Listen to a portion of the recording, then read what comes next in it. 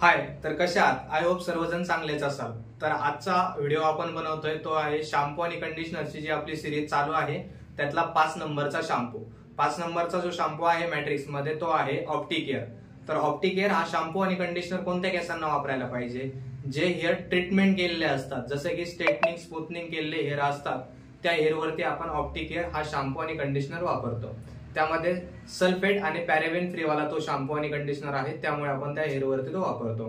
तो शॅम्पू केसांना straight, smooth आणि शायनी ठेवतो। नॉर्मल हेअर वरती पण आपण वापरू शकतो विदाउट ट्रीटेड हेअर, बट त्यामध्ये आपल्याला पूर्ण रिझल्ट भेटत नाही स्ट्रेटचा। त्यामध्ये 10 to 20% पर्यंत रिझल्ट भेटतो।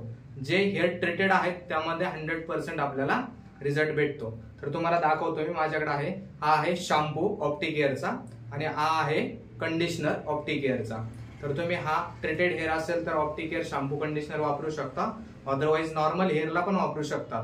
याने काय होतं, केसांना स्मूथ आणि स्ट्रेट ठेवतात आणि केस हेल्दी राहतात। हा व्हिडिओ कसा वाटला कमेंट करून जरूर कळवा।